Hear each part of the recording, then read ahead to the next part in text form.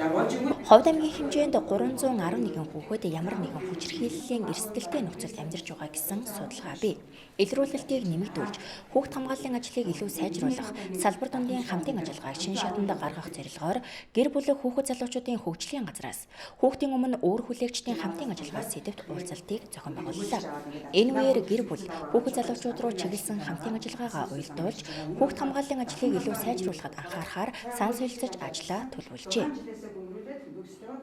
Зөвхөн төрийн байгууллагууд гэлтгүүгээр залуучуудын чиглэлээр үйл ажиллагаа явуулдаг, хүүхдүүдийн чиглэлээр үйл ажиллагаа явуулдаг, гэр бүлийн чиглэлээр үйл ажиллагаа явуулдаг, төрийн бас байгууллагууд, олон улсын байгууллагууд, төсөл хөтөлбөрийн байгууллагууд, залуучуудын холбоодуудтай хамтраад бид бүхэн энэ оноос ажиллаж идэвхжүүлээд явснаар хүүхд хамгааллын чиглэлийн, хүүхд хөгжлийн чиглэлийн, залуучуудын чиглэлийн, гэр бүлийн чиглэлүүдийн ажлууд илүү үр дүнтэй, өгөөжтэй, далаацтай болох одоо ийм зураглал харагдаж байгаа учраас энэ жилийнхаа зорилттой болгоод бид бүхэн энэ гарааны уулзалтаа хийж байна. Хүүхд болон залуучуудын чиглэлээр үйл ажиллагаа явуулдаг байгууллагуудтай хамтын ажиллагаа нэмэгдүүлснээр ажлын үр дүн сайжирч байна. За энэ жил бид нар бас нэлээдгүй одоо томоохон ажлуудыг төлөвлөж байгаа нь бол энэ хүүхд хамгааллын чиглэлийн, хүүхд хөгжлийн чиглэлийн ажлууд, нөгөө уламжлал зохион байгуулагддаг байсан хүүхдийн урлаг, спортын наадмууд, баян булаг цуслангийн үйл ажиллагааг бас эхлүүлэх гэх мэтчилэн ажлууд дээр, тэгээд хүүхд хамгааллынхаа чиглэлийн ажлууд дээр одоо төрийн байгууллагууд, төрийн бас байгууллагууд, залуучуудын байгууллагынхаа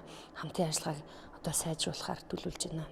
Их сурвалжийн өгсөн тоо мэдээлэлээс харахад Ховд аймгийн гэр бүл хүүхэд залуучуудын хөгжлийн газар 2021 онд 3800 орчим хүүхдэд хамгааллын бодит дэмжлэг үзүүлсэн байна. Сар тахлын үед 400 гаруй айл ургад үнэлгээ хийж 750 хүүхдэд хүнсний болон эрүүл мэндийн тусламж үзүүлжээ. Хүүхдийн эрх зөрчигдөж ямар нэгэн хүчирхийлэлд өртөж байж болзошгүй гомдол мэдээллийн дагуу үнэлгээ хийхэд илрүүлэлт өмнөх оноос 43%, хүүхдийн тусламжийн 108 утсан ирсэн дуудлага 30 гаруйгаар нэмэгдэж 93 болж тус өсжээ. Ингэж гарчиж байгаа нь бол бидний хамтын ажиллагаа их сайтай байна гэж гарчиж байгаа. Өөрөөр хэлбэл хүүхдийн өмнө үүрэг хүлээж байгаа төрийн болон төрийн бас байгууллагуудын оролцоо маш их байна. Үүний дундаас Дэлхийн зөөн олон улсын байгууллага буюу Норвегийн тусламжийн байгууллага гэдэг Ховд аймагт үйл ажиллагаа явуулж байгаа хоёр байгууллага байгаа шүү дээ.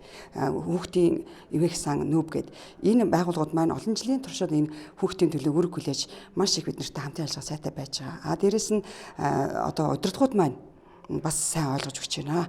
Жишээлбэл Ховд аймаг маань одоо 21 аймаг 9 дүүргээс одоо жишг болохоор сайхан хохирогчийн аюулгүй байдлыг хангах түр хамгаалах байртай болчлоо. Энэ түр хамгаалах байр маань улсын төсвөөс санхүүжсэн 11 хүний одоо орон тоотоо тэгэхэд бол бид нар 2021 онд 53 хүүхэд 26 иргэн хамгаалчлаа. Тэгээд аваад үзэх юм бол энэ маань 55 кейс 78 иргэн хамгаалсан мөртлөө бид нар 55 кейсийг нэгээд ажиллажээ гэж.